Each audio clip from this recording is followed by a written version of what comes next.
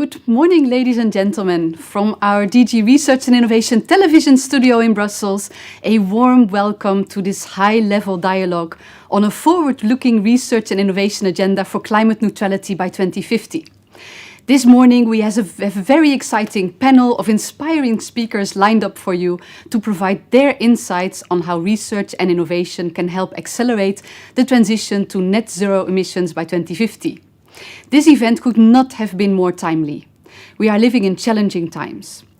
2024 could be seen as the year of the 3 Cs. First, this is a year of celebration as we are celebrating 40 years of European framework programs for research and innovation. And in these 40 years, we have invested billions of euros in developing innovative solutions for our society and economy. Research and innovation play a significant role in enriching the United Nations International Panel for Climate Change scientific knowledge base on climate mitigation. We have also observed a quadrupling of the share of trademarks related to climate goods and services in the past 20 years. And thanks to research and innovation, we have also, for example, advanced on our clean energy transitions. It's also a year of change. We are changing our political leadership this year in Brussels, both in the European Parliament and in the Commission, against the backdrop of challenging socio-economic and geopolitical tensions. And then this year is also a year to create. We have an opportunity to create a sustainable and competitive European economy and build a fairer, more secure and more prosperous society, which will require a forward-looking research and innovation agenda. Ladies and gentlemen, let's start our journey this morning with 2 conversation starters from Joanna Jake, our Deputy Director General here in DG Research and Innovation, and Tassos Kentagos, our Climate Advisor to our Director General. It's now my honor and pleasure to pass the floor to Joanna for her opening reflections. Hello, Rosalinda. Good morning. A warm welcome to all of you for this high-level dialogue on a forward-looking R&I agenda for climate neutrality by 2050. First and foremost, the thank yous. Gratitude for having connected to this event, and I would like to really also extend my gratitude to our very distinguished speakers for offering their time, their experience, and also valuable insights. And of course, I would like to thank those who made this event possible and who are at the moment hiding behind cameras and in studios. So, we heard already, Rosalinda has been stark. Climate change is accelerating fast. We are witnessing its impacts across the globe, across the communities, and across all economic sectors. The European Climate Risk Assessment, what's this? It's a report published earlier this year by the European Environmental Agency. It brings forward reminders of some bold and alarming messages. I'll just go through some of them for you. So, first of all, globally, 2023, last year, it was the warmest year in record. The average global temperature between February of last year and January of this year exceeded already pre-industrial levels by 1.5 degrees Celsius. We are living in Europe. Europe is the fastest warming continent since the 80s. Warming on the continent was about twice the global rate. So, what does this mean? We have a lot of work to do. We need to be decisive. And if we're not decisive, well, most of the climate risks identified could reach critical or catastrophic levels by the end of this century. Economic losses from coastal floods alone could exceed 1 trillion euros per year. Now, the United Nations Secretary General Antonio Guterres, I think he really wrapped it up in a very good quote. He said, "The era of global warming has ended. The era of global boiling has arrived." Well, very scary. The European Green Deal provided a robust policy framework and roadmap towards climate neutrality and sustainable economic development. In line with science, we have entrenched climate neutrality into climate law. However, making our ambition reality and transforming Europe into a climate neutral economy by 2050 requires a fundamental transformation of the way economic actors, citizens and institutions operate. Our ability to meet our climate neutrality target directly depends on our ability to innovate. So, innovation is not an option. It is the imperative of our time to avoid catastrophic climate change. Horizon Europe brings climate change in the heart of the EU's research and innovation efforts. We are committed to invest at least 35% of funding to climate-related actions. Through our investments, we are improving our understanding of the Earth climate system, and we develop solutions that will allow us to both manage the unavoidable climate adaptation and avoid the unmanageable climate mitigation. But despite the progress we have reached, we are still far from winning the battle. This is not the moment for complacency, and we have genuine challenges ahead of us. We know that the current pace of innovation is simply not sufficient. Europe needs to intensify its efforts if it is to remain in the forefront of new ideas, technologies and solutions. We must grab the opportunity and harness the power of emerging technologies such as AI, quantum computing and bioengineering as new venues of green solutions. We need to exploit not only technological innovation, but also innovate when it comes to new business models, financial instruments, institutions, governance, and social practices. We must champion both the supply and the demand side of innovation. But R&I does not operate in a vacuum.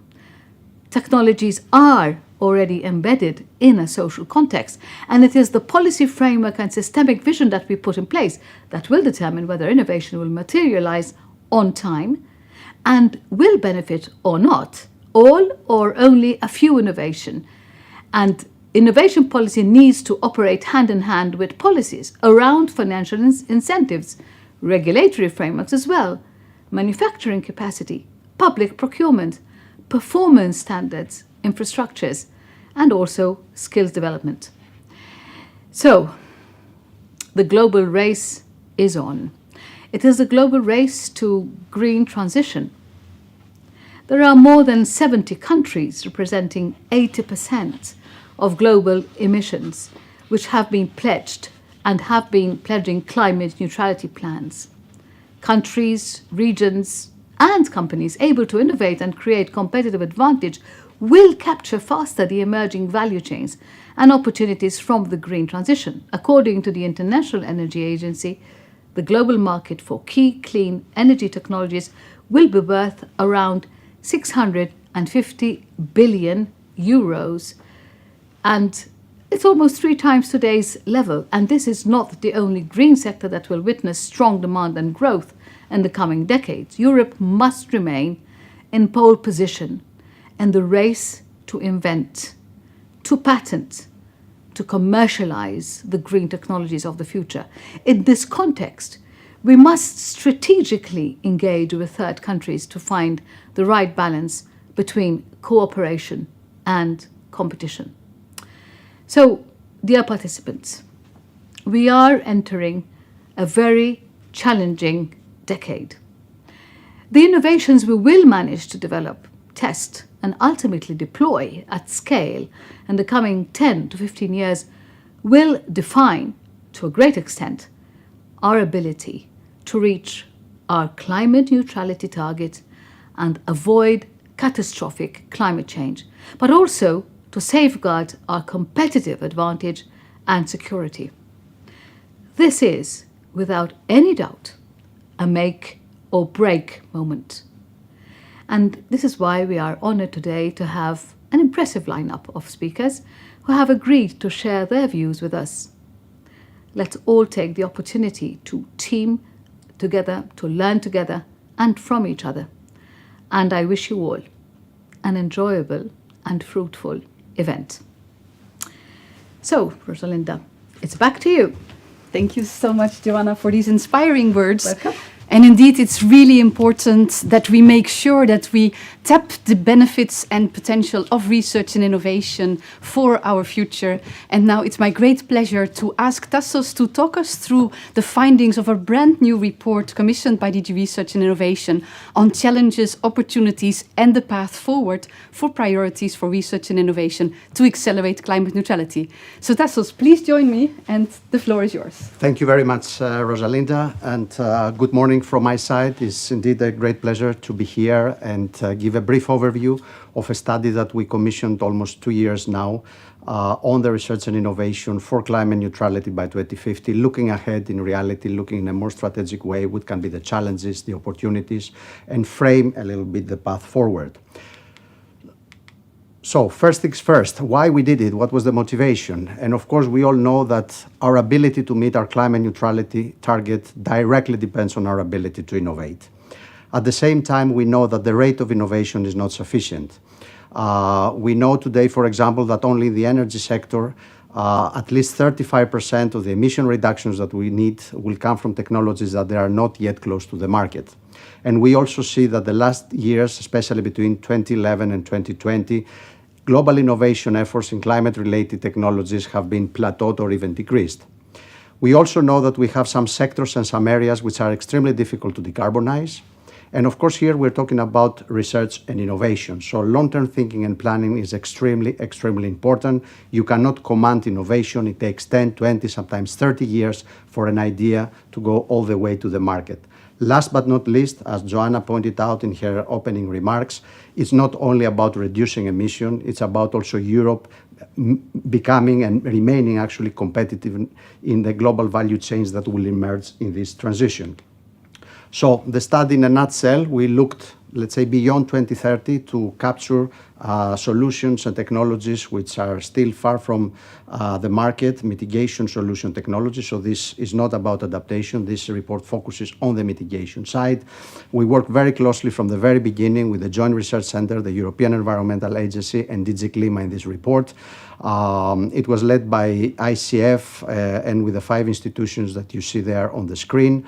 And more importantly, we managed to engage around 100 experts, around 40 of them in the actual report and the framework setting and the analysis, but also we have a number of experts, more than 60 experts, participating in the dedicated experts workshops that we have during those 18 months.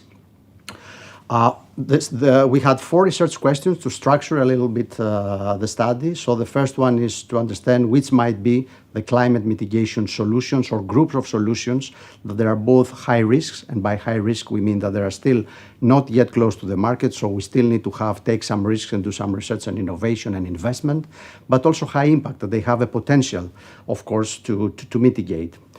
Then we have 2 focus areas, which we thought were extremely important. The first one around net carbon dioxide removals, and the second one about the general purpose technologies of generative nature, like artificial intelligence, for example, blockchain, and so on. A third question was about how the systemic interactions that we know exist today in climate mitigation approaches can also be embedded and integrated in the development of R&I agendas. And last but not least, how can the EU engage better with third countries when it comes to climate mitigation? For the purpose of the presentation today, I will focus on the outcome on the first 3 questions of our study. And here is a little bit in the nutshell the actual research approach and framework. So we started, the experts studied from a comprehensive literature review. Then they analyzed a number of scenarios, climate neutrality scenarios, ranging from national ones, European ones, all the way to global ones, like the ones the IPCC uses. And then the outcome, it was the design of solution landscapes. And here we used actually the term solution landscapes, not to go after isolated technologies. And I will explain a little bit later on how the solutions landscapes look like. Then we had the foresight workshops I mentioned before, and then an evaluation framework applied. And at the end, the experts arrive in a kind of a framework which gives a more systemic perspective for a forward-looking R&I agenda. So the first outcome of the report is that the technologies and the solution landscapes, you see 17 of those that have been identified by the particular work here with the experts, depends very much on the analysis and the scenarios that you are analyzing, actually. So on your left-hand side, you will see solution landscapes that are driven by techno-economic climate neutrality scenarios, and it's no surprise there that importance comes to solar PV, wind energy, the hydrogen economy, green steel, and so on. On your right-hand side, you will see solution landscapes which are driven by lifestyle and demand-style climate neutrality scenarios. And of course, here the picture changes a bit because other type of solutions around circular economy, for example, what we call new food or digitalization, are becoming also more important. What is extremely interesting here is that the solutions that you see here in the middle range, which are present in all the scenarios that we analyzed, and these have to do with greenhouse gas removals. These are the 5 technologies or the areas that they have been identified, and to be honest, this is not a great surprise. It was not a great surprise to us because we know today there is a very important gap between what these technologies are delivering on the ground and actually what they need to deliver by the end of the century. So somehow we need to fill this gap, and research and innovation here plays, as you will see later on, an important role. This is how a solution landscape looks like. I took as an example the built environment one of the 70s that we have seen. And here the idea is, as I said before, to map and contextualize the solution within technical and socioeconomic dimensions. So it's not about listing a number of technologies, but coming from the point of view of an overarching solution target that you see on your right-hand side. The experts identify the challenges that need to be addressed, while from your left-hand side, the solution areas around those challenges are also being identified. And of course, for each solution area, you have a specific R&I area that deems to be important to address it. So if I can zoom in, here, for example, you have challenges in the urban and built environment like health aspects, like dependence on global supply chains, like integration of renewables or e-mobility, for example, in the system. And of course, on the other side, as I said, you come with the solutions. You will need innovative architecture, for example. You will need to have certain research and innovation area on your solution of sustainable materials. And another solution area, for example, is digitalization. And you will see here R&I areas like digital twins or artificial intelligence integration and building management system. So this is a little bit to give you the idea. Of course, there are 17 of those. They are very detailed, and I will invite you, all of you, to go to those who are more of interest to you. And then the next question is how you can identify these R&I areas and how you can move further and somehow assessment. And this is the framework that the group of experts came across with. They used 4 criteria, basically: techno-economic feasibility, the mitigation potential, the environmental impacts, the socio-economic impacts, and of course they analyzed to the extent possible the current level of support. As you can imagine, these criteria define very much which are the solutions that they are becoming more important. However, and this is a very important point I would like to highlight when it comes to this particular framework, we fully understand that it's extremely attractive to have individual net zero technologies listed in some way.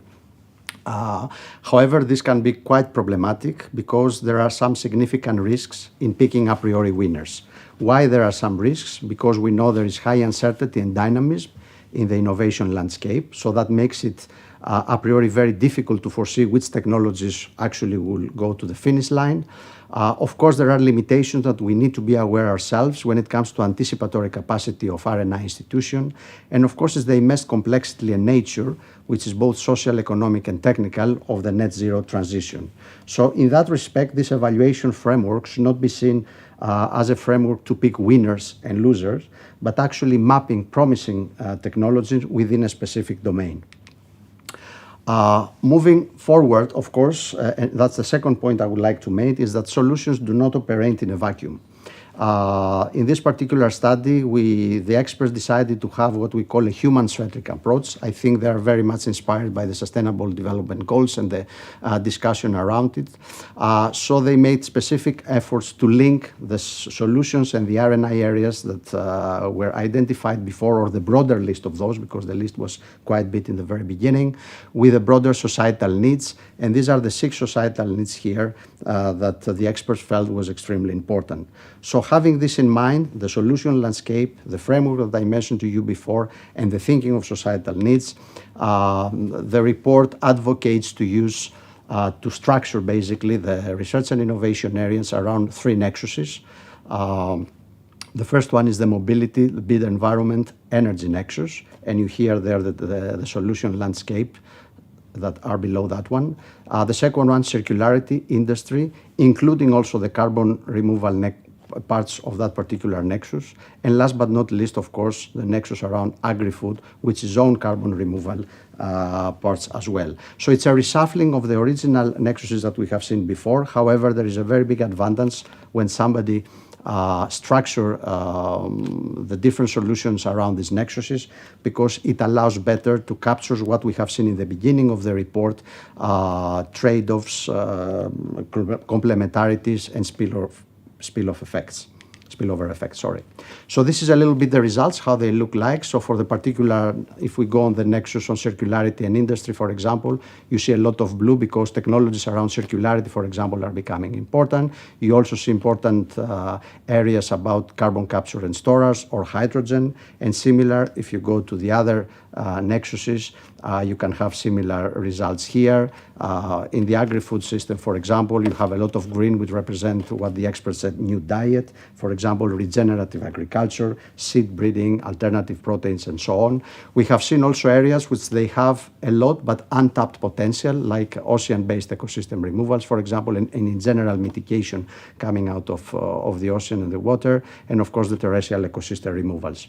And similar, somebody can go to the last one, which was the mobility, the built environment, and the energy nexus. Again, I would like to highlight the point, this is not about listing winners and losers, it's just bringing technologies under a framework which makes sense to have a holistic view around it. Now, another strand of work in this study was around the question how we can accelerate the transition. Acceleration here is a key word, and the experts tried to look and find out if there are any frameworks around that they have been used in other policy areas and can be also used in research and innovation context. And here the positive tipping point framework was one that deemed to be of interest. We all know that the tipping point represents this critical point in a system beyond which an important and sometimes exponential or disproportionate change occurs.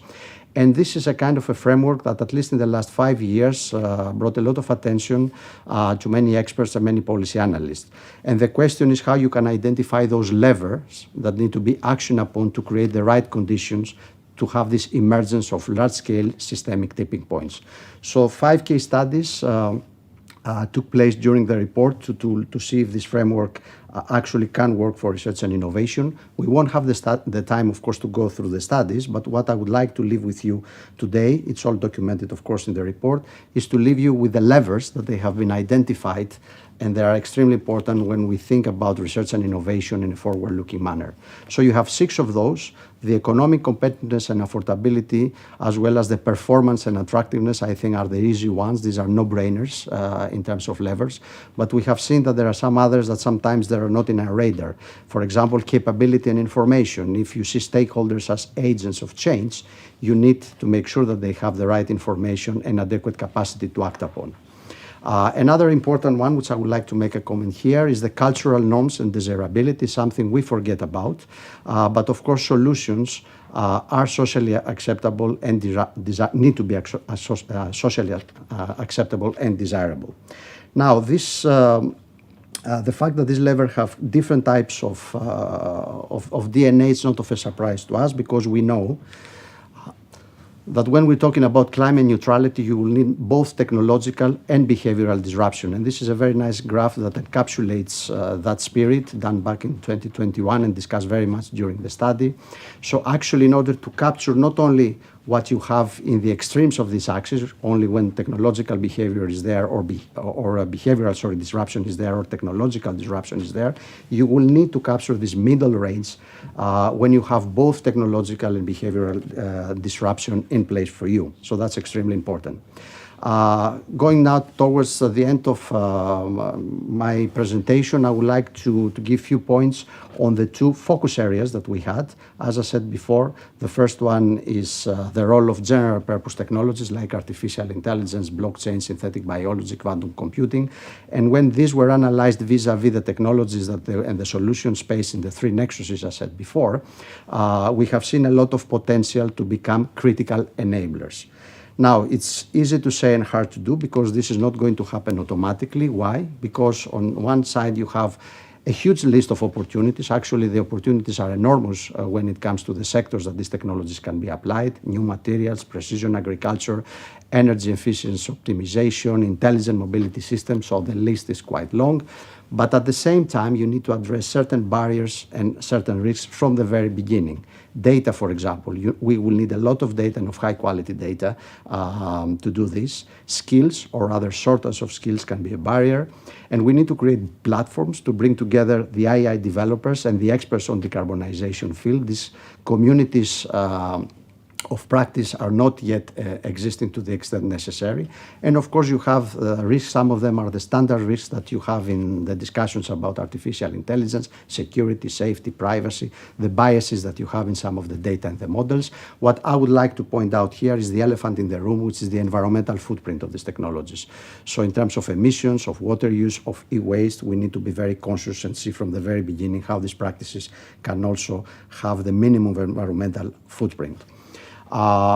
Few points here on the second part of the second focus area, which is about the net removal technologies. These technologies are a necessary component of a broad portfolio of climate change solutions. And here is the caveat. Some people see it as a silver bullet. It's not a silver bullet, but they need to be integrated within the portfolio of climate change solutions. However, we are in a point now when we need tailored R&I support and long-term policy in order to make them flourish. The variety of the TRL profiles that they are having are calling for different levels of intervention. So research and innovation, for example, will need to address either scientific research, upstream or technological development, but also regulation and market creation, depending on the technologies we are discussing. And last but not least, I think we need to ensure that their context-appropriate utilization. Why? Because the risks, the impacts, the co-benefits, and the trade-offs and the spillover effects varying very much depending on the technology that you want to apply. So this is something extremely important, and we think that this needs to be an important element of any agenda for a future R&I policy. So this is my last slide here. So I will stop with what we call overarching recommendations. So the study advocates to combine a goal-driven approach with a tipping point approach in the design of R&I programs. It is extremely important to have some evaluation framework and have also a portfolio of solution approach if we want to really to assess the systemic impacts and interconnections of innovative solutions.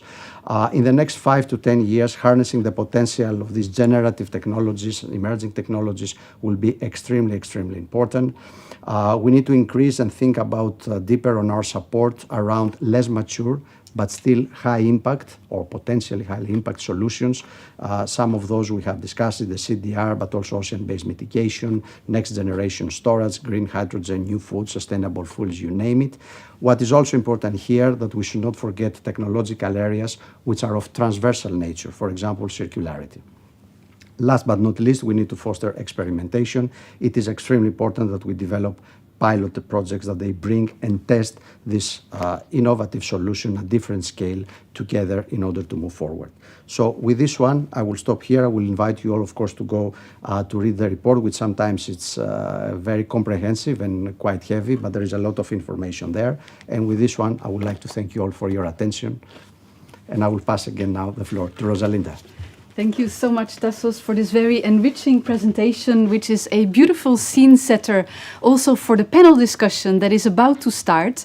And while we are setting up the panel in another studio, I would like to invite you all to go to Slido, because we love to hear from you and to interact with you as well during this high-level dialogue event.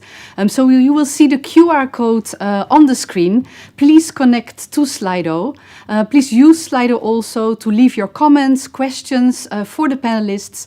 And also, we would like to invite you to share your thoughts with us on the question, what is the first word that comes to mind when you think about research and innovation and climate neutrality?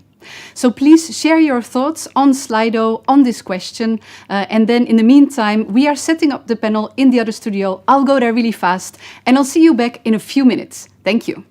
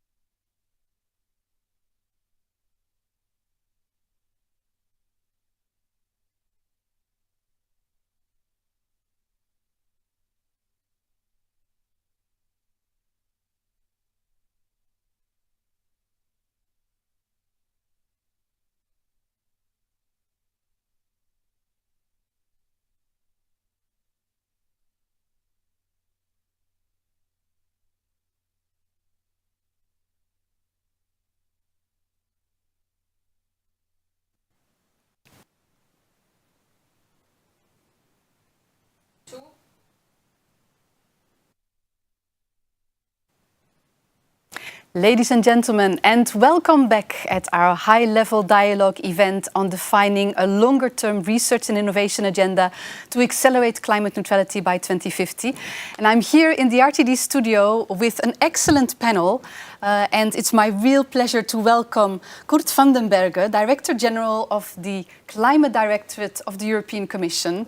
Next to him, Marc Lemaitre, the Director General of Research and Innovation Directorate, also of the European Commission. And gentlemen are also nicely color-aligned in blue here. Next to Marc, we have Mrs. Anne Medler, Vice President of Breakthrough Energy Europe. Real pleasure to have you here. And last but not least, Sylvia Zweigserger, who is the chair of the Scientific Council of the Swedish Research Council for Sustainable Development and also the president of the Swedish Royal Academy for Engineering Sciences. So this is bound to be a very inspiring discussion. So let me kick off with a question for all of you, just to warm us up. It's a more or less general question. I would like to hear from you how you see the role of research and innovation to accelerate climate neutrality and meeting our objectives by 2050. And I would like to start with you, Marc. But before I give you the floor, I would also like to share with the audience, because of course we are all working very hard in the European Commission, but Marc also is a very enthusiastic runner. So sometimes when you go jogging in the park in Brussels, you may run into him. But Marc, the floor is yours. That's what makes Brussels risky, yeah. Well, thanks very much, Rosalinda. I would want to start by really commending the efforts that went into this report, which I really sense will be extremely inspiring for us in structuring our research efforts for the future. But I would want to go back to basics. We are in front of a real climate emergency. And in fact, we are in front of an existential challenge for humanity.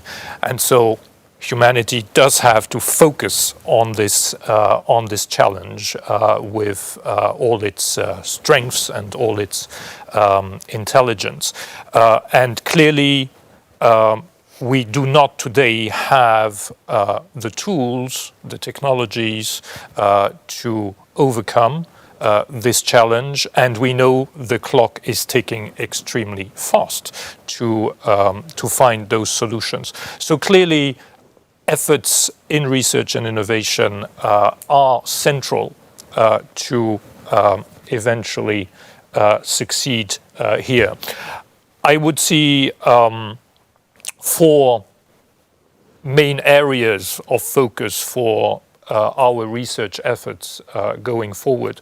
The first one is still to improve our understanding of the climate dynamics generally, so climate science. The second one would definitely be, and very centrally, to push and accelerate the development of mitigation technologies at large. The International Energy Agency has put a figure on the gap we still have, the technological gap, like 50% to arrive at our climate neutrality goals. So here it is about new technologies. Tassos mentioned carbon removal technologies, which are still very much in their infancy.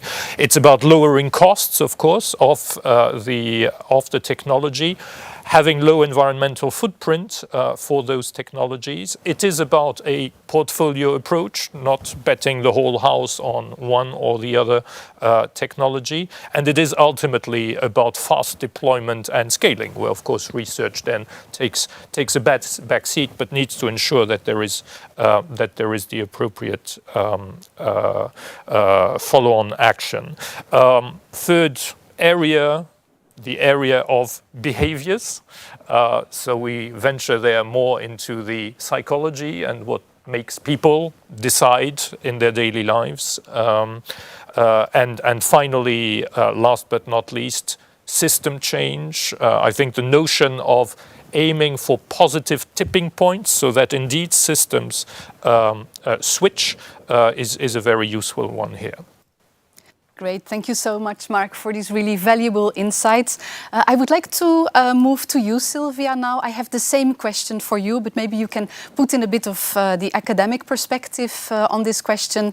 And also, I would like to share with the audience that Sylvia, of course, next to her very impressive career, is also very knowledgeable about art history. So I don't know if you want to weave this a bit in your reply or whether we leave this for later. But Sylvia, the floor is yours. Thank you very much. And I also want to start by congratulating the authors on this report, which I think is excellent for many reasons. I really like the approach of trying to use a forecast method, focusing on societal aspects really from the beginning, in looking at the societal part of driving transformation and climate neutrality, but also coming with concrete solutions and talking about the importance of a system perspective. So I think this report is really very important because it's concrete, because it looks at the entirety of the problem. And I think, and maybe this ties a little bit to art history, I think maybe one of our challenges has been that we perhaps have viewed climate neutrality a little too much as a technical problem that we can solve with science. And so my answer to your question would be that I think research and innovation are absolutely essential to addressing climate neutrality, but they can never do it on their own. And here, perhaps not art history, but I'm also an economic historian by training. And one of the things you learn when you look at economic history is that science and technology alone will not drive transformation. It needs to be embedded in a social context, which allows it to achieve the transformation. And so I think, again, perhaps one of the things we are learning in this journey, and as Mark said, I totally agree, we're on a clock, we're on a tight schedule, so we have to learn very quickly, is that we cannot only focus on technological solutions, we need to focus on problems and problem owners. And these are very concrete. These are people, these are places that are affected not only by climate change, but also by some of the solutions we're putting into place to try to affect climate change. So I think what we need to do is embed R&I, research and innovation, in this larger context, in its social context, because technology is nothing without the societal context, and focus on what I would call the levers of transformation, which are obviously, to one extent, research and innovation, but they're also places, not least the places that are the most challenged by what we're witnessing right now, not only in a climate sense, but also in an economic sense or a security sense. Focus on people, focus on new partnerships, but also persuasion power, which is something we can come back to, which is extremely important. And purpose. I see in the Slido that some people talk about ambition and priority. I would like to, and maybe we can come back to that in the geopolitical competition, I think we need a clear purpose, because that is what drives change. Beautiful. Thank you so much, Sylvia. And I always love to group messages according to the same letter. And I discovered here 4 Ps. Exactly. So that's really very inspirational. Now, Kurt, let's move to you. Of course, apart from hearing your views on the role of research and innovation to accelerate climate neutrality, maybe you can also say a few words about where you think Europe is headed with respect to climate neutrality, given all the changes that are happening at this moment in time. And maybe also for you, a little fun fact, I learned that you and Sylvia actually studied at the same university. That definitely produced some great minds. Good, the floor is yours. Thank you very much, Rosalind. Very happy to be here. And like Mark and Sylvia, I really would like to commend the authors of this report. It's a very good report, very inspiring, very rich. I think, Mark, you have your blueprint for the next framework program with this report. But it's also a very interesting reference framework for climate policy in general, I think, for the years to come. You know, we have designed climate policy and the European Green Deal overall as a growth, investment and innovation strategy. And we want this policy to be science-based, but also very much innovation pushing. And I think the report gives us an idea of how we can do this from the European level. What we really need is to enhance our productivity and our competitiveness. That requires innovation and investment. We really need an innovation and investment shock. And I believe that the Green Deal even though well implemented, coupled with a boost in research and innovation along the lines of this report, can really make this happen. It was said by Joanna, by Mark and others that this transition to climate neutrality and resilience is urgent. It is an existential challenge. It's also an opportunity for sustaining our welfare in the future, if it is well done. And you asked me about how the outcome of the elections will shape our work. I think there are lots of discussions ongoing among our political leadership, so we'll see what program comes out of this. But the way I read the outcome of the elections is that a big majority of Europeans continue to support and trust the European Union. But obviously people want results. They want to see what the European Union brings. I also sense that there is still a big awareness that we need to succeed this transition, the green transition. But people are concerned about the cost of this transition, the affordability of all these changes, and also the social fairness. I don't think that there is so much greenlash these days, as people like to say. I think there is a big change-lash. People are afraid of changing. And so we need to really talk with people, engage with society, and with business, of course, and governments to see and show how we can make this transition happen in a very socially responsible way. This transition is not only existential for ecological reasons. Joanna mentioned a few of the indicators in her introduction, but it's very existential for Europe for economic reasons. We need to realize that the world is on a race for net zero and clean tech. China is investing more in renewable energy than the rest of the world combined. There is also Africa that is changing, turning the page and becoming a continent of solutions for the green transition. It's existential from a security point of view. We have learned the lessons the hard way and paid a very hard price for being so dependent on imports of fossil fuels, especially from one big supplier to the east of Europe.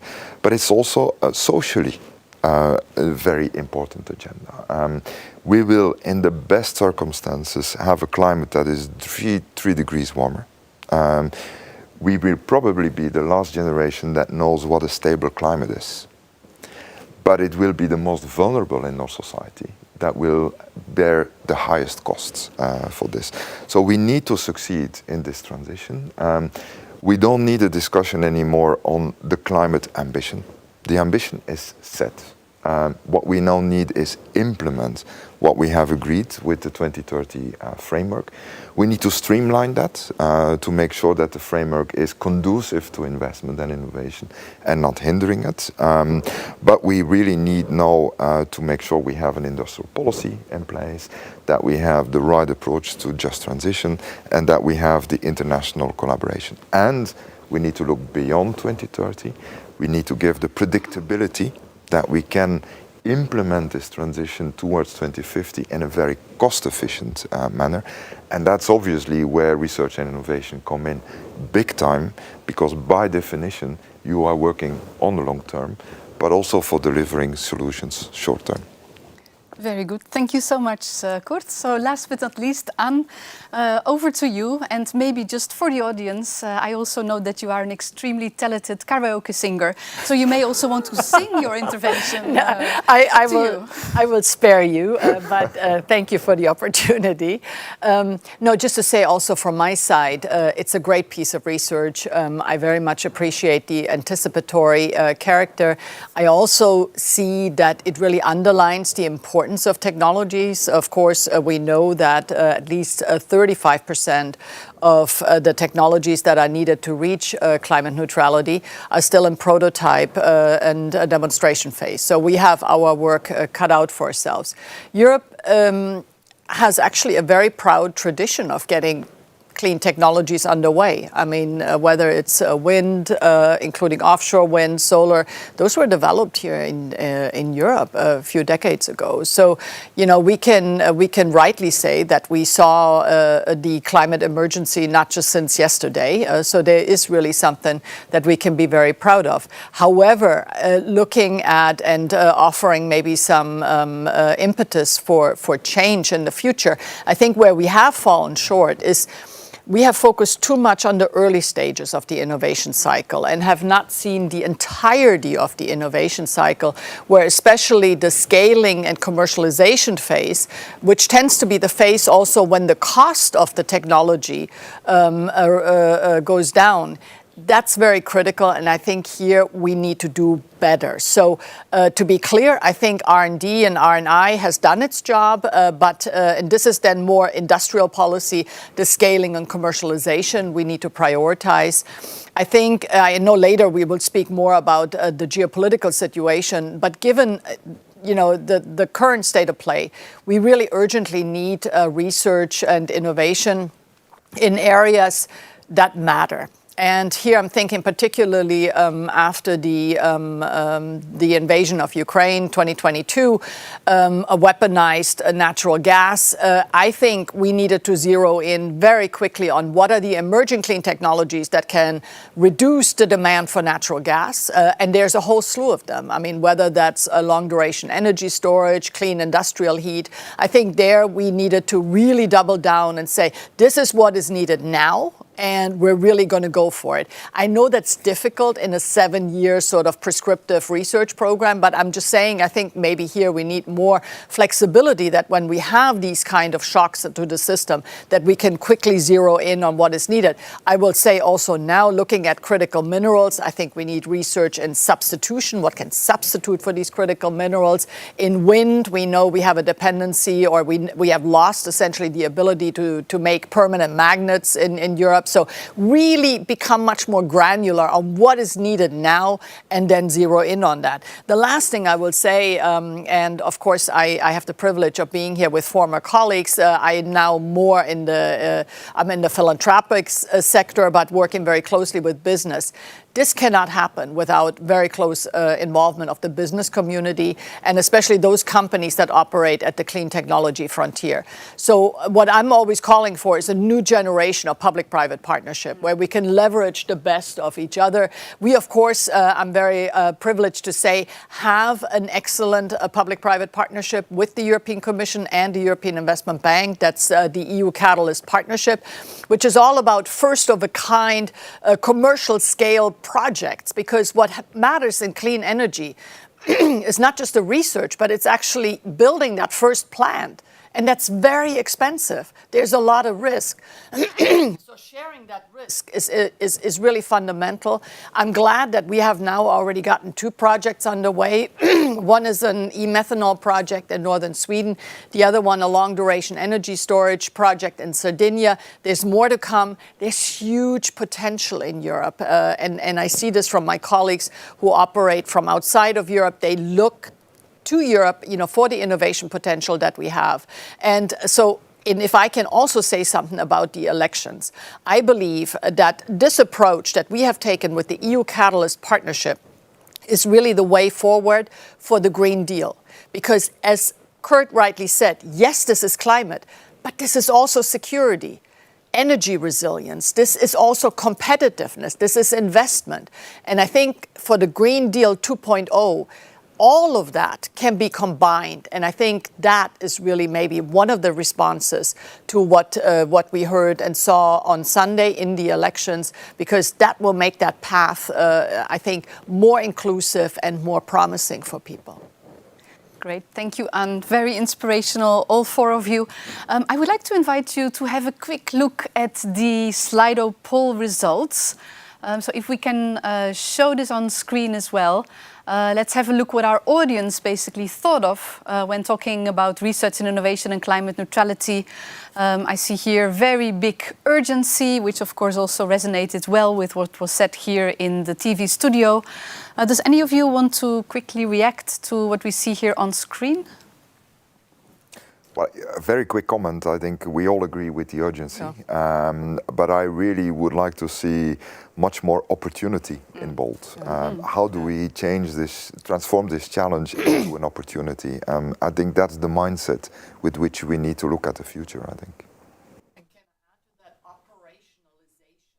Europe has always had the best ambition, the best plans and strategies, but it is really in the operationalization, in bringing the different policy spheres together, R&I with energy policy, with industrial policy, with also competition policy, state aid policy, with trade policy. That, I think, we need to do better.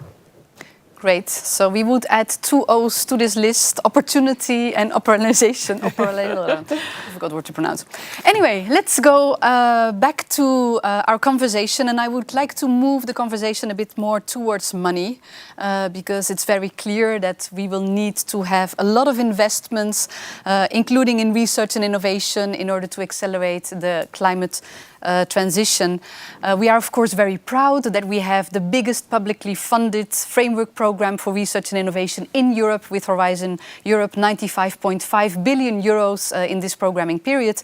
But at the same time, the European Union still underinvests in research and innovation compared to its competitors. We still have not reached our 3% investments in research and innovation of GDP. So I would like to know from our panelists, what could we do to increase the investments in research and innovation in the European Union? Mark, maybe let's start with you. Well, I think the first point is for indeed the largest number to understand the urgency. And the urgency, which is, yes, climate, but as colleagues here said, also goes way beyond that. It is about Europe's future, it is about Europe's security, it is about Europe's competitiveness. And I would take up the call of Kurt that this has to translate into an innovation and investment push. We are today at a juncture where the future is not secured, and the logical reaction should be that we accept that we need to make an effort. We need to make an effort to invest, not to consume, but to invest. I mean, many of us, I guess, were just heartbroken when the main necessary reaction to the gas blackmailing that we faced was to find and throw hundreds of billions of euros of public money and, of course, of people's money, private money as well, to just face the soaring energy costs, because we are still locked into fossil solutions. And how much good could that money have made if, in fact, it had gone alternatively into an innovation and investment push into the future? And this is where we need to get ahead of the curve, and where we need to really face the reality of Europe today, which is indeed that it fundamentally underspends on research and innovation, and also on deployment, investment efforts, and so on and so forth. And so I think it first of all requires this kind of realization. Of course, in a very difficult environment, because the pressures on resources are huge and coming from different parts. We are also today in a delicate security position, and we know we need also to move out of the peace dividend that we have had for decades. But I think we need to just accept that this is a moment, and a moment, I mean, for a decade or more, where we have to really pull all our strengths in order to, as Joanna said, avoid the unmanageable ultimately, and turn that into a great opportunity for Europe eventually. And just a word on the public-private balance here. I do think there is more that must be done on the public side. We see it more and more in a state aid race, indeed, with other parts of the world. But there is certainly a lot more that we need to do so that the public side can trigger also more action on the private side. And here I would very much agree with Anne that we need to think about much more forceful public-private partnerships for the future. Brilliant. Thank you, Mark. And maybe would you like to chip in? Sure. I mean, this is, first of all, I think a first priority is now looking at the next framework program, that we at least sustain the same level of funding or increase, right? Because I hear a lot of leaders, there was recently the op-ed by President Macron, Chancellor Scholz, innovation, innovation, innovation. Well, yeah, but this costs something, right? This doesn't come for free. So we need to really give the signal in the public budgets, both at the European level and at the national level, that this is a priority, period. As you said, we are underspending in several areas, right? So we can be proud of the Horizon program, but we must really safeguard it now. This is my feeling. There's going to be a lot of competing pressures, and we need really, strong alliances that say, no, this is the one budget area not to cut. Secondly, on R&I, the private sector, again, is key. Right? I mean, so we have learned a couple of lessons, namely that when manufacturing moves out of Europe, the R&I oftentimes goes with it. So I think the importance of understanding Europe as a manufacturing base, reindustrialization of Europe, linking that to R&I is critical. What I can also say, working in this area now, is emerging clean technologies are very expensive and very risky. So we somehow need to help de-risk for the private sector. This can be done in a variety of ways. I mean, the tax credits are the R&D credits, for instance, that France has. Some of these methods have been well proven. I think what we need more of at the European level is public guarantees. It was recently done in the European wind power package, but I think this also needs to be done for nascent technologies, not just mature technologies, because they are in many ways the most risky. And we know that public finances are extremely constrained. So working with public guarantees, as for instance we did back in the day with the Juncker Fund, which was all about a first loss guarantee. I think that can be critical. We also need to bring institutional investors, pension funds, need to all contribute now. And I also say, working for a philanthropic outlet, I think philanthropy can do much more. We have very sizable foundations in Europe. We recently did a roundtable with Bill Gates in Germany. I can say there is interest in philanthropies to actually help de-risk some of these technologies. This can and should be organized at the European level so that they can actually do that. The last thing I will say is I think we need strong policy messages now. And a very important one would be an innovation principle for European policymaking. You know, the precautionary principle we know has been very influential in European policy making.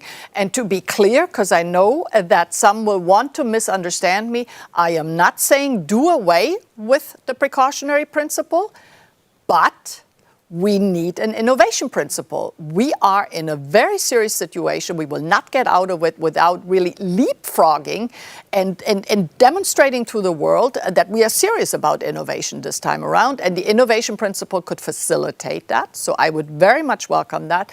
The last thing I will say is what I have always said is the appropriate response to the US Inflation Reduction Act would be a European Complexity Reduction Act.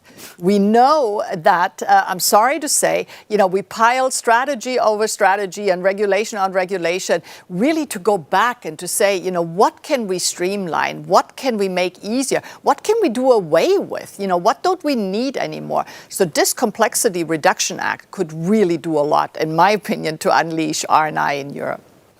Thank you so much, Anne, for these really very operational and concrete ideas. Very inspirational.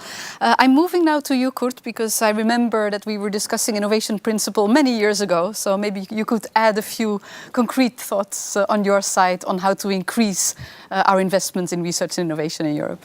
Happy to do that, and I of course agree with everything Mark and Anne have said. Just to put one figure to this, in 2022, Europe imported fossil fuels from the rest of the world for a total bill of 640 billion euros. That is 4 times the annual budget of the European Union. On top of that, Europe provided at least 125 billion euros in subsidies for fossil fuels.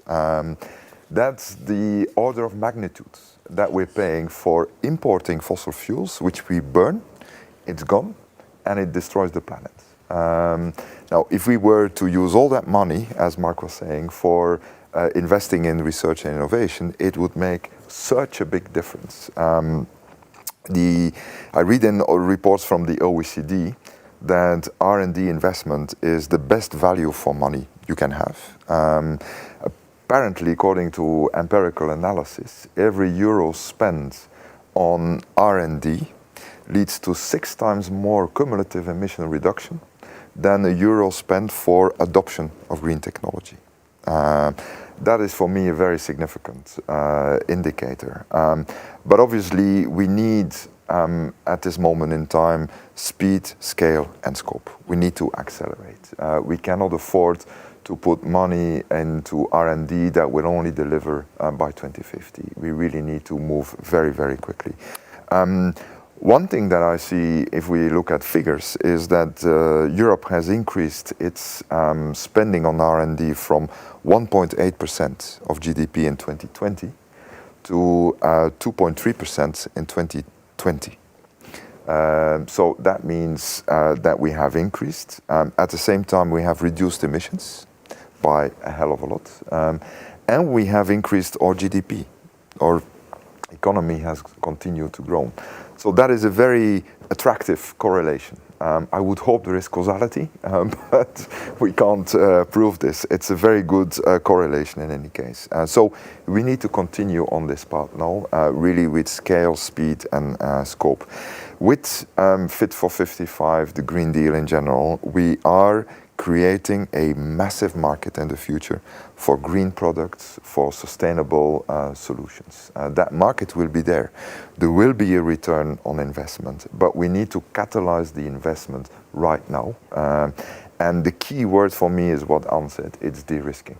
How can we de-risk all these investments that we need in the future, which will have a return on investment, definitely for business, but especially for our society. Anne mentioned the Juncker Fund. I think Mr. Juncker made a very good analysis in 2014 that what Europe needed for enhancing its competitiveness was investment.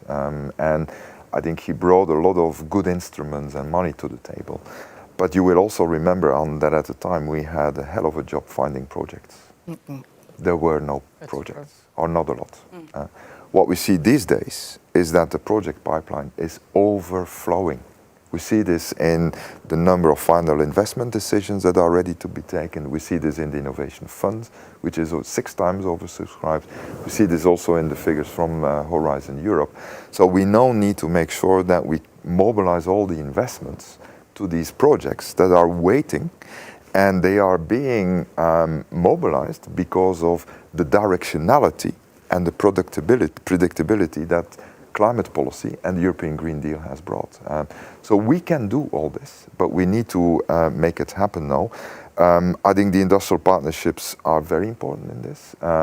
Maybe in a new way, not technology specific, not sector specific, but more along the lines that Tassos mentioned about shelter, food, mobility. Maybe also more partnerships between different actors of investment, like we have the Catalyst. Maybe we need to have partnerships among investors that are ready to go in this space. Maybe looking also way beyond technology. I was by coincidence in Leuven yesterday, which is one of the 100 cities that will be climate neutral by 2030, they are pioneering with financing innovation of a fund to attract money for making Leuven climate neutral by 2030. So we need to look at all these different dimensions. And then I'm very keen to look at how we can design our 2040 climate agenda, which will be one of the priorities for the next Commission, to do it in a way that it actually enhances this investment in research and innovation. Knowing though, that's my last point, that there is more than decarbonization. There is also digital and there is defense. That's your 3Ds for the future. We cannot see these agendas in isolation. We really need to bring them together and make sure that every euro we mobilize delivers on decarbonization, but also on defense or security in the broad sense, and on digitalization. Great, thank you so much. And I add the 3Ds to my list. Sylvia.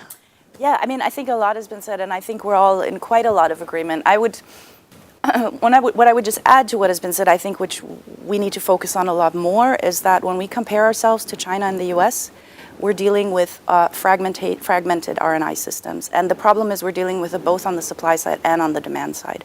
And I think you talk a lot about investments, and I completely agree. And just for the record, I think as long as we believe in our future, R&I will never be, the job will never be done for research and development. We will only need more of it. But as you all said, I think where we're weak on is that our research and innovation systems are fragmented. We're not making the best use of our research and innovation systems on the supply side, but at least as importantly on the demand side.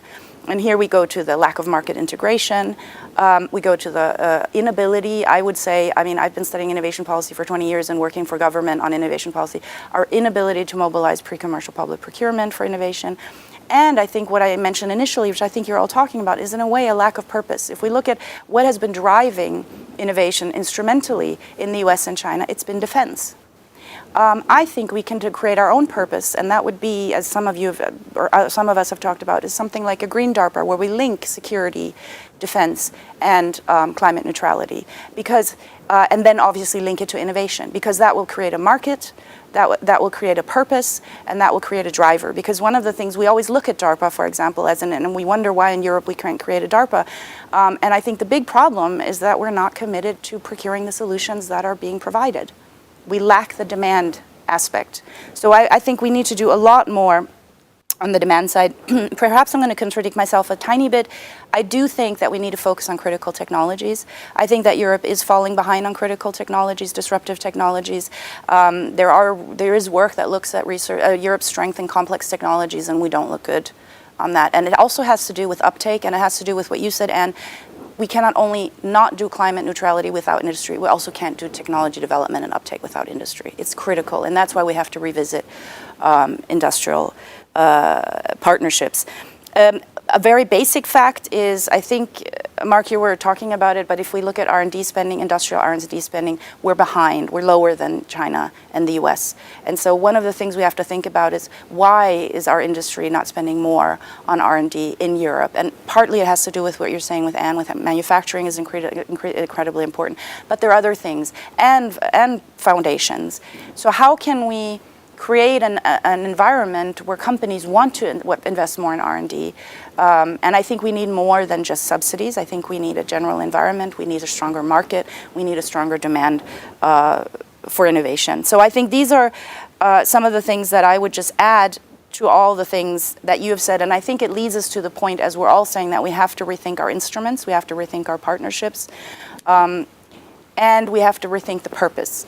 And I think we're all sort of talking around the issue also of directionality. What kind of directionality? I think we shouldn't shy away from directionality, but we have to get it right. The right level of granularity, the right level of focus, not predicting solutions, but rather defining problems. Okay, thank you very much. And we heard a lot of agreement and convergence in this panel. I mean, as a moderator, I prefer a bit of a fight, but maybe the next discussion can also lead to some disagreements, because we heard a lot about, competitiveness, reindustrialization, de-risking. But I would like to now hear concretely from you and really be as concrete as possible. If you could define the key priorities for the next research and innovation agenda, could you maybe share with us your top 3? Let's make it very concrete. Key priorities for this agenda, and then maybe there will be also some disagreements among these panelists. So do I have some volunteers to start? I would be last. Okay, very good. That's safe. That's safe. Okay. I can start if you want. Very quickly, first, a resolute mission orientation. So very much directionality, but without prescriptiveness. That's for me key. Secondly, a bigger framework program with a higher climate spending target. We currently have 35%. I think it should be at least 50%, like the spending target of the European Investment Bank. But then a broad interpretation of what climate spending is, not just on particular technologies or very narrow understanding of climate agenda, a very broad understanding on mitigation as well as adaptation. Thirdly, continue to invest also in science, as Mark rightly has said. There's so much still that we don't know. Let's not neglect the importance of continuing to invest in science for better knowledge, not just in Europe, but also very much in international partnerships with the rest of the world. This climate, protecting our climate, is a common public good, and research must play a big role in this. Fourthly, and I'll have 5, but very quickly, systemic. So much more systemic, as we discussed. It's technologies that we need, but there is more than technologies. Technologies are necessary, but not sufficient. We really need to have this in a systemic understanding in terms of finance innovation, regulatory innovation, social innovation, etc. And 3 priorities in terms of thematics that we would want to see in the next framework program. Circularity. That's the big frontier for the next decade. Second, carbon removals on the way to negative emissions, very importantly, as emphasized by Tassos. And last, industrial decarbonization breakthroughs. How can we push that? Very important. Beautiful. Thank you so much also for being extremely concrete. So you have set the bar very high for our other panelists here. Anne, you seem to be volunteering to jump in. Yes, absolutely. Thank you. So for me, key priorities would be, coming back to what I said in the beginning, really looking at the innovation cycle in its entirety. And here I think there's actually a big onus on the Commission itself to put forward strategies that are really interlinked between the various policy domains. And I know from personal experience how difficult that is. There is a reason why oftentimes it is so fragmented. Because, for instance, presumably DGR, you call it R9 now, I still call it RTD, but you have no real competence over state aid or competition policy. You have no competence in industrial policy. So, but this is really where I think this is a big onus for the Commission to say, we really, we understand there are certain valleys of death in this innovation journey, and we're going to try to address these and have joined up policy making so that what is developed in Europe is also deployed and scaled up and commercialized in Europe. I think this is a really big expectation that people will have. My second point is interdisciplinarity. So I always used to say that innovation takes place at the intersection of different disciplines. Quite, you mentioned digital. I think there is huge scope between clean tech and digital tech to drive energy efficiency, the deployment of AI. So we need to purposefully go into it. I don't know, it was you, Sylvia, who spoke about DARPA. I think there's going to be potential breakthroughs between security and energy.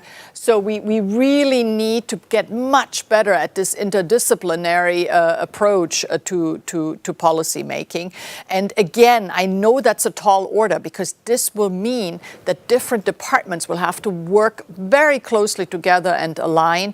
So I get that, but please make the effort because fragmentation, doesn't work. We already have a very fragmented single market. If you then have very fragmented policy making, it just doesn't add up. So we really need to make improvements here.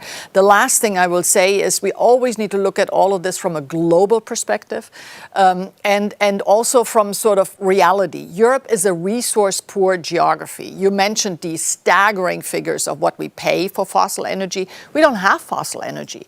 So we should have, the biggest incentive to stand up these clean technologies. Because and I see this with colleagues when I work elsewhere in geographies that have a thriving oil and gas business. It's much more difficult. It should be easy here precisely because we are a resource-poor geography. I don't understand. We would be so much better off. We would be safer. We would be more prosperous if we could only make that switch and very decisively. So look at it from, the realism. We are a resource-poor geography. We're an aging society. We are not the most important players in the world. So what can be our competitive strength in this world? And here I have always thought that actually standing up these emerging clean technologies is one of the best ways we can actually contribute to addressing climate change. But here we need to think through the knowledge and the tech transfer from Europe into the world, right? Because a lot of these technologies are not just needed here. They're needed in South Africa, in Indonesia, in Vietnam, in Brazil. And thinking that through, and here the Global Gateway, I think it's really important that we work closely with the colleagues from the Global Gateway to bring these technologies into the world. The last thing I will say is also to look what works elsewhere and how, geographies that are successful in the development and deployment of clean technologies, how they are doing. I hate to say it, but I think we must study how China is doing this, where there's a very active knowledge triangle between science and research, public policy, including at regional and local level, and business, including startups. And they think of it as a knowledge triangle. And here, I would say in Europe, all of those are quite fragmented. And what are ways that we can bring all of this together? Because we have the knowledge in Europe. We have the research. We now need to really capitalize on that and bring it into policy making, bring it into business. And I think if we do that, we can absolutely be a leader again. Thank you, Anne. Sylvia. Yeah, I think one of the things we've all been saying, and I think I would put that as sort of preamble, is that, as we said, you cannot think competitiveness, security, and climate neutrality independently. Yeah. They go together. They're essential for the future of Europe, for the future of our livable Europe, a free Europe.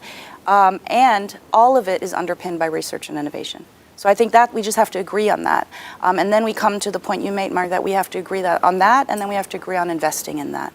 That would be my first point. The other point would be bringing industry back. We have some signs that industry, the framework program has been essential for industrial development and industrial competitiveness, and that perhaps we need to strengthen that aspect again. And of course, as you said, Kurt, it's not about just strengthening existing industry, it's about transitioning existing industries to be climate neutral and maintain competitiveness and creating new industries. So I think somehow we need to rethink how we can work with industry in and through the framework program. And that also includes standard setting, which is really important in this geopolitical situation, which is something that we sort of also perhaps lost a little bit sight of. Risk-taking, I think that you said, and I think the demand side of focusing on the demand for research and innovation. And there, again, it's the LEDA report, it's the market integration, it's public procurement, it's things like DARPA where you actually procure solutions that then have a much larger potential and that then are actually also implemented. And finally, when it comes to thematics, that's perhaps where I would, right now I'm thinking of this idea maybe thriving and secure citizens, because I think we can build a lot into that. Citizens in Europe will not be thriving and secure if they don't have climate neutrality, if they don't know how to preserve biodiversity, if we don't protect our our safety or our defenses, and if we don't invest in our future strengths. So I think, and there we could do something also which some countries are doing, which is more involving citizens in crowdsourcing, for example, certain research priorities, because I think that's another way. We've talked a lot about societal challenges, and I don't think we've gotten it quite right. Thank you, Sylvia. Mark, last but not least. Yes, well, I will disappoint you because we will remain in listening mode for quite a while.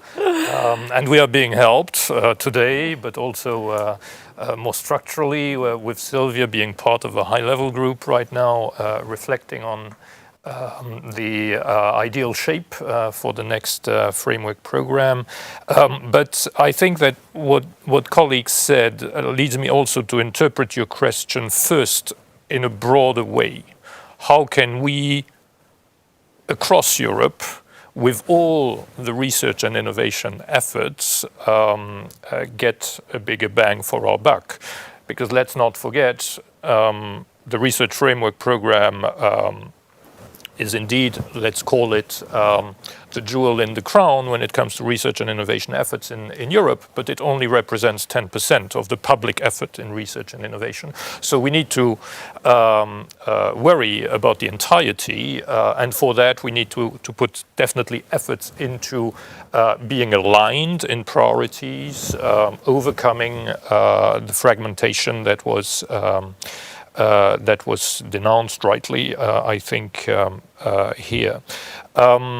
Regarding then the framework program as such, certainly I would go back to the money, because we have enough evidence showing that through the superior approach, let's put it that way, of having a strong collaborative component, which we don't have in national efforts, and of having Europe-wide and to a certain extent worldwide competition for the best brains, the best ideas, and so on, clearly we get better returns than elsewhere. And I hope not only that we will indeed be serious in the coming years about reaching 3% of GDP of effort, but that also some part of what would be done additionally through the public effort would be channeled through that common, very potent common tool that we have. Which doesn't mean to say that it's perfect, all to the contrary, and this is why we are very much listening and wishful to improve on certain things. But I mean, if we really believe in everything that has been said until now, clearly the sustainability challenge that we have needs to be very much at the center of our research efforts. Also in the future. And I would agree with those who said that we shouldn't look at it in a very narrow way. There are a lot of things which tick the different boxes that we need of competitiveness, of security, of strategic autonomy, call it as you want, and of a sustainable future. So I think we need to look at it in this more comprehensive way. In terms of instruments, we have not really developed the approach of pre-commercial procurement, and this is something we might want to look into, definitely, at much larger scale. And again, coming back to reassessing how our public-private partnerships are functioning today, and whether we shouldn't have a different approach to it for the future. But then I would also insist on not having directionality to asphyxiate the energies from ground up, and this is why I believe the framework program does need to have sufficient space for bottom-up initiatives, starting obviously with blue sky research, but then allowing for great ideas, breakthrough technologies to be brought eventually to the market. I think we are onto something in the present framework program with that, but there is scope for much, much more, to have a Europe which does not only care about transitioning what it has, but also which cares about things we haven't imagined yet. Excellent. That was not disappointing at all, Mark. And I have to say that this panel, it's really a power panel, because in the meantime, I also see that many of the questions that were put in Slido were actually already proactively answered by you. So that's really, really great. So don't hesitate to continue, put in your questions. Maybe we can take the last one that is now on my screen here, which maybe we can elaborate a bit more further. It's basically the question, how do we go about decarbonizing sectors that are economically important for Europe? For example, industrial farming. Maybe my power panel would like to elaborate a bit more on this question in particular. I'm very happy with this question, because that's actually one of the areas in our economy that is a bit escaping from our policy framework for decarbonization. Farming and agriculture in Europe is the most carbon smart in the world. It has reduced its carbon intensity over the last 20 years, but it has also increased production, which means that it has not reduced emissions overall over the last 15 to 20 years. So that's one of the challenges we have ahead. How do we help the transition in the farming and food sector? And there we see great potential for a new model for farmers, where we do not entirely rely only on subsidies for what they produce, but that we offer farmers new business opportunities, for example, in carbon farming, which brings us back to carbon removals, negative emissions, etc. Now, there is technologically a lot of potential there, but that still needs to be developed and made very user-friendly for farmers, because farmers will only want to do this, of course, if it is something that they are seeing an opportunity in. So this value chain approach on farming and food, all the way to the consumers, with a new role for farmers that gives them a perspective for the future, but also an opportunity as entrepreneurs and market operators, not just receivers of subsidies, which brings a lot of red tape and bureaucratic requirements with it. That's really a big new agenda for us, and I think also there research and innovation can play and will have to play a very important role. Thank you very much, Kurt. Let's take another Slido question, maybe for you, Mark, on the LETA report. So the LETA report and R&I being the fifth dimension of the single market. Would you like to briefly comment on that? Well, this links up with what we said on today's state of fragmentation of the research and innovation landscape in Europe, and the simple idea that we need also to create more of a functional single market in education, in knowledge, in research in the future. We have today a very soft approach, I would say, to making progress on that journey, on building down barriers, which is the European Research Area setup. And I said very soft because we have not yet legislated in any way. And this is one question which we will be asking ourselves, whether we should not propose to the member states a more ambitious approach in order to, through also legislative requirements, harmonize things more and be more mutually compatible and integrated. I think this is, given also the money constraints, this should be a priority to improve our overall research and innovation performance. Thank you very much, Mark. Very clear. I see the time, unfortunately, is flying. That happens when you have such an amazing panel. So I would like to move now to the final question, and we already touched upon the geopolitical context that we are operating in. So it would be really great to get the views of the panel.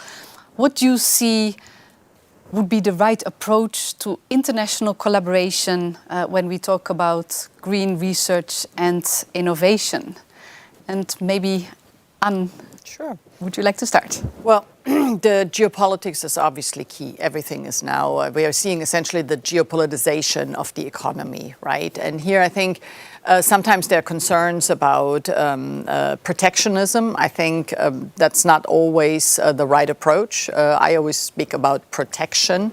And we of course need to understand that different geographies protect their own businesses and industry. We on balance, haven't always done that. And that's why I think one of the areas going forward is we must at least not disadvantage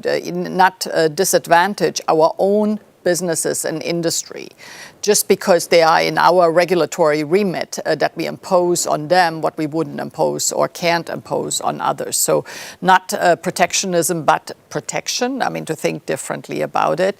I think the I see a question here also about industrial policy because I think this is very closely linked. And I see a world forward where essentially the geopolitics, industrial policy, climate, security, competitiveness will need to be brought together. That's going to be a tall order.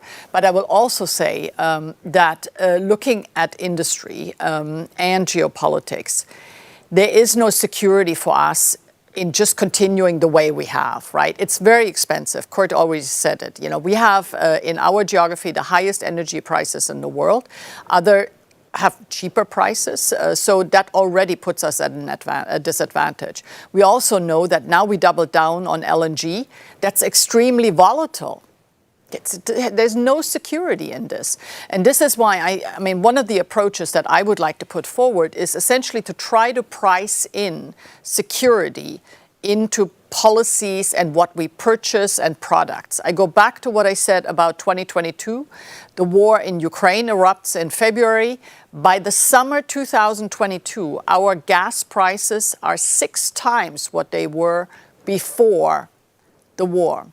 That would have been the time for R&I to say, we're going to double down on clean industrial heat, on long-duration energy storage, on all the technologies that could help us reduce demand for natural gas, and which at that time actually would have been cost competitive because natural gas was so scarce, was so expensive. So I think we need to rethink cost a little bit because of geopolitics. We need to price security into a lot of the policies. And we need to have sort of a better anticipatory approach, which I gladly saw in your report, because for our industry and for our policy making,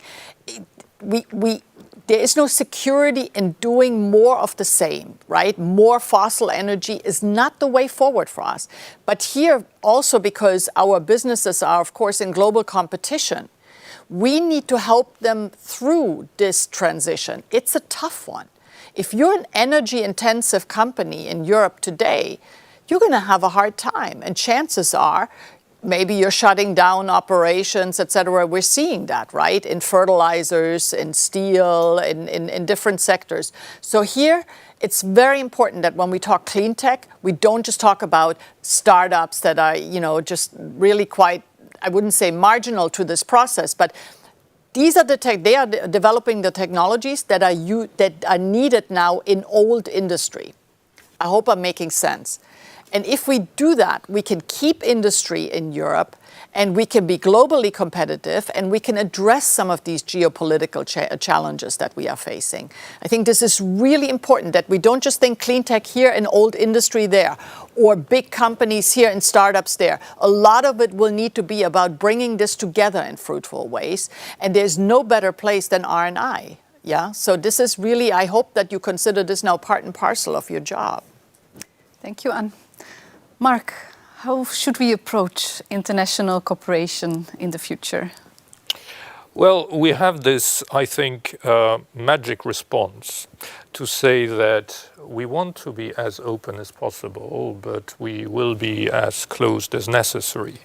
Having said this, I haven't answered your question, but I still believe that it's a worthwhile motto to keep in mind in a very fast-changing environment, and where clearly, for the moment, the pendulum goes very much in the direction that being more closed is more necessary than it was before. Europe, objectively speaking, I think has been for quite a while naive on many fronts, and is now waking up in quite a shock to what others had been up to, and the approaches they had adopted. I mean, predatory approaches against which we had no real defenses. So now, no doubt, is the time, and we are going through that, to think through what we need in terms of precautions, protection, indeed, defenses, including in the research and innovation field, which is not easy, obviously, because our starting point of today is a global challenge that we have, that everyone has, and we should all, in fact, be looking for the solutions in order to meet that challenge, and was underlining that we need everyone to go through that green transition, and we need to push these technologies everywhere. So, of course, if you start by just working in your own little corner, you might be wasting some time and some intelligent ideas. So it is definitely not an easy question, but a way to look at it, I believe, is to have an approach which is differentiated according to how close to the market you are. And if you are really talking about basic research, I think we should try to remain as open as possible, to collaborate also with the rest of the world. But then as we go more in the direction of concrete technologies and solutions, there we should indeed not put ourselves at a disadvantage.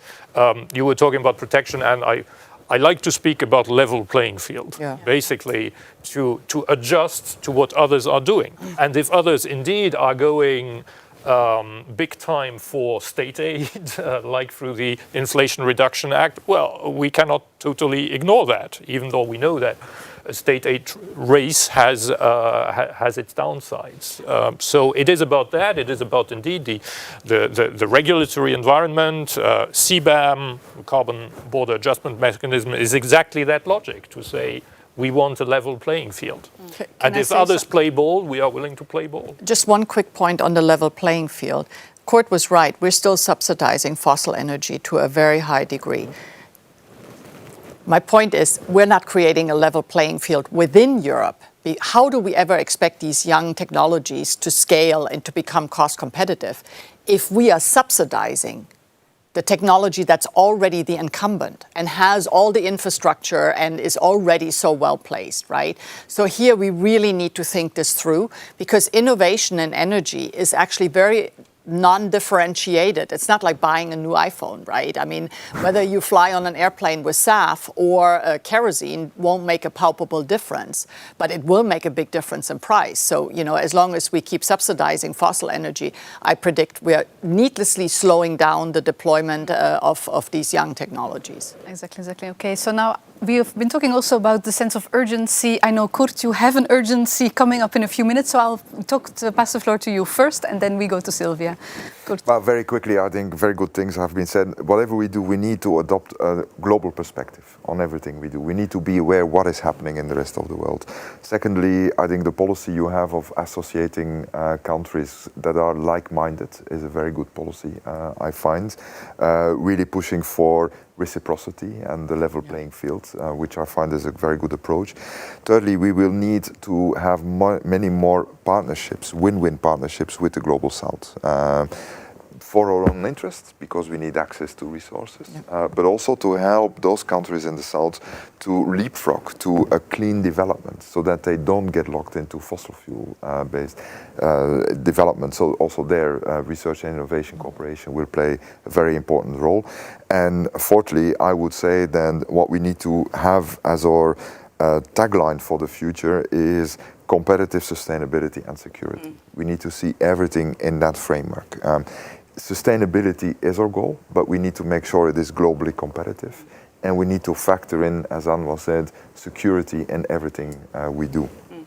Very good. Thank you very much. So, Sylvia. Yeah, I know. I'm aware of the time too. I think I agree with most things that I'm saying. I think the level playing field is, as you said, Mark, I think that's a key thing, and there are some unfair practices going on that we have to address. I would like to say a little bit provocatively, I think it comes back down to, again, to what you said, Mark. It's about investment. It's about investing in our future strengths than protecting our weaknesses. I mean, we have to be a little bit careful about that. And the thing about industrial policy, I think we have to rethink industrial policy, but the risk is, as you said, Anne, is that there is no lobby for future industry or for future sectors. There is only a lobby for incumbents. And how do you get around that problem? Because I think that is a huge issue. And when it comes to collaboration, unfortunately, I think we're in a world where we have to collaborate with caution and with purpose. And that sounds really trivial, but I don't think we've been doing that. And I think the rest of the world has been doing that. If you look at other countries, they've been doing that all along. Collaborate, we need to collaborate, there's no question, but do it with caution and with purpose. And that's the way, not out of naive curiosity or flattery even, which is not uncommon. If I may just overstate it a little bit. And then finally on green technologies, I mean, I think you said it, I mean, we have, and technologies, I mean, Europe is not a leader in a lot of these state-of-the-art technologies, so of course we need to collaborate. And that's why we cannot only collaborate with our friends. We have to know what's going on with the other parts, and that's where caution and purpose comes in. Thanks.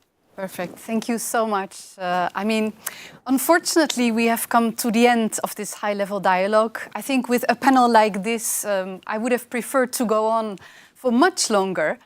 But I think it's very fair to say that this has been extremely inspirational. You were amazing. I also hope that all of you are equally inspired as I'm feeling now. And to conclude, I actually would like to put my panel, or what's left of it, still on the spot with one last request, because I'm sure that you are also feeling very inspired, and maybe you can just end with one key takeaway message that you would like our audience to retain from this amazing discussion, just in one sentence. You know, if there's one thing that you would like our audience to remember from this high-level dialogue, that our audience could, for instance, share when they come home in the evening and said, I had such a very, very inspirational high-level dialogue, and what I really learned is this. I know this is a very challenging question, but since you are so amazing, I'm sure you will be able to come up with just one sentence, key takeaway message. Anne, you are already nodding. Yes, well, I think we need game changers. I won't say what they are, but we really now need ideas that are bold, that push the boundaries, and that really put us back on the map as innovation leaders, as research leaders, and saying we're really ready for business and we're doubling down on this. Perfect. Game changer. Sylvia. I think the report that we're talking about talked about every sector needs to rethink the way it acts in this time. So I think, and Kurt said, Europe has a bit of a problem with change. I think we should embrace change and we should invest with confidence. Beautiful. Thank you. And Mark, the last sentence for you. I have an extremely short memory, so I remember what Sylvia said before. So I would say sense of urgency and purpose. Very good. Thank you very much to the panel, to the audience. If you enjoyed this discussion, give us a thumbs up in the Slido, and I hope to see you next time. Thank you very much. Thank you. Yay!